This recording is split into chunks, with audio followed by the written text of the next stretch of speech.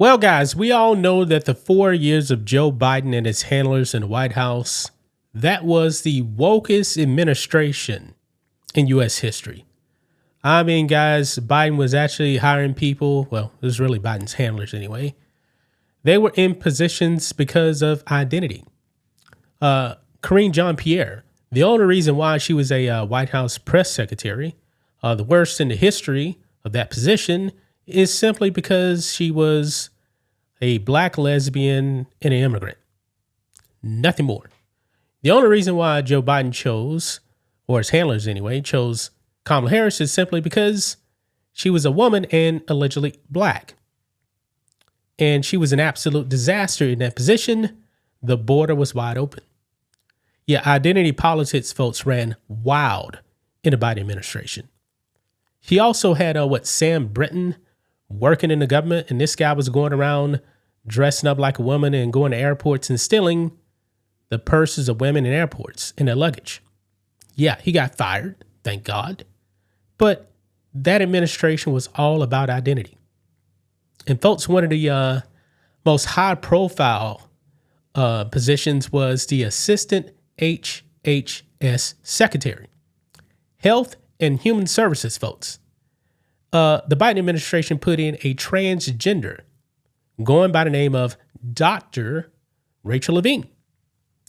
But folks, at one point, Dr. Rachel Levine was actually Dr.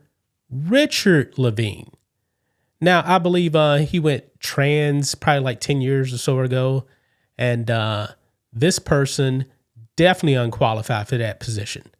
I mean, Democrats are actually going after RFK right now because he's trying to get all the poison out of our food. Whereas Dr. quote unquote Rachel Levine was pushing dangerous stuff on kids. It was all a part of the Democrat playbook, folks. The cultural Marxism of the Biden administration was way out of control. And President Trump came in and he said, nah, enough of the wokeness. We're going to reverse all of the wokeness. Now, I believe I've done a video, folks, on the Trump administration changing some photos in the White House if you walk in. Like the picture of Biden now is the auto pen. Yeah. And also, if you walk in there also, you'll see the picture of Dr. Levine. And boy, the votes are not going to like this, folks. So let's go ahead and get into it. Here we go. Right over here. HHS changed the name of transgender health leader on his official portrait because this is actually a man. Now, I don't know why in the world this person was titled as an admiral. But anyway, look here. It says, as you walk down a particular hallway on the 7th floor of the Humphrey Building in Washington, D.C., you'll find a line of photographic portraits of all the people from years past who have led the Public Health Corps at the Federal Department of Health and Human Services. Only one of those portraits is of a transgender person, Admiral, quote unquote, Rachel Levine, who served for 4 years as Beijing Biden's Assistant Secretary for Health.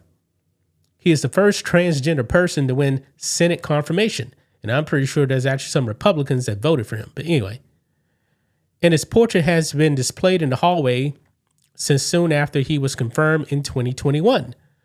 The role is a 4-star admiral position in charge of the Commission Corps of the U.S. Public Health Service. Levine's official portrait was recently altered. A spokesperson for HHS confirmed to NPR. A digital photograph of the portrait in the hallway obtained by NPR shows that Levine's previous name is now typed below the portrait under the glass of the frame. Yeah. And here's the thing, man. When I was also looking at other articles for this, folks, some of the headlines like, dead naming and all this stuff, and they actually refused to actually tell the people what his actual birth name was. Yeah. His birth name was Richard Levine. And I guess if you actually call him Richard Levine, that's hate and bigotry right there. Even though That's his birth name right there. And no matter what, he's still a male.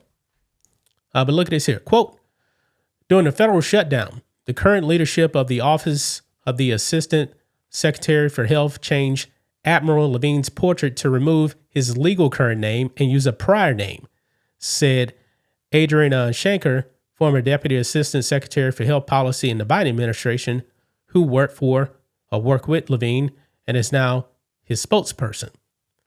He called the move an act of bigotry against him. Wow. We should have known, folks, that was actually going to be coming right there. Levine told NPR that it was an honor to serve the American people as the Assistant Secretary for Health. Quote, I'm not going to comment on this type of petty action. So he has nothing to say. Nothing to say. NPR asked HHS who made the change and why. In response, HHS spokesperson Andrew Nitson wrote, quote, our priority is ensuring that the information presented internally and externally by HHS reflects gold standard science. We remain committed to reversing harmful policies enacted by Levine and ensuring that biological reality guides our approach to public health. Yeah. Biological reality is now bad, folks.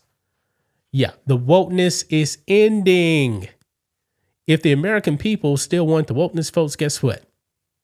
Either Joe Biden or Kamala Harris would actually be sitting in the White House right now. But the American people don't want the wokeness. And I believe that the trans agenda, man, it got taken way, way, way, way, way too far by leftists and Democrats. Yeah. The current Assistant Secretary for Health is Admiral Brian Christine, a urologist from Alabama who was confirmed by the Senate in October.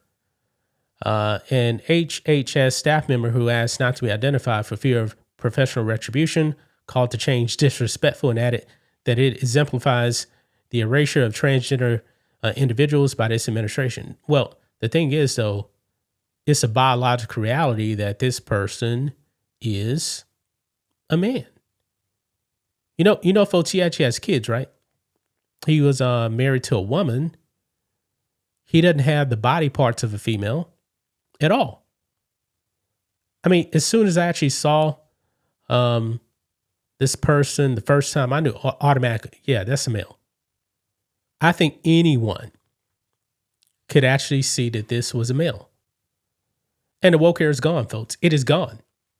So leftists can get triggered if they want to. But the reality is, man, I mean, you actually got Democrats still right now, guys, that are saying, of course, men can actually have babies. What? No, they can't. What they really mean is, women who actually identify as men can have babies. But you see, they don't want to say that because they want to lead you to believe that those women identifying as men are actually men when they're actually women. Men don't have ovaries. They don't have a birth canal. They can't give birth. The only thing men can do is actually lay the seed. That's it. That is biological reality, folks. So I'm glad that the Trump administration made this change.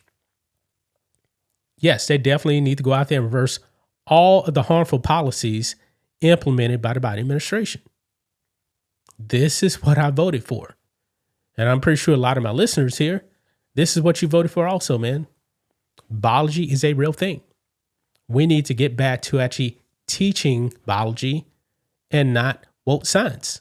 Woke science is not biology, folks. It is propaganda. That's all it is. But what do you guys make of this here? This doctor got hit with biological reality, folks. And hopefully it actually stays that way. Because I'm willing to bet, man, if some woke Democrat actually comes back into power, they're going to come in and try to change all this stuff, man. We cannot let Democrats come back and win. We can't.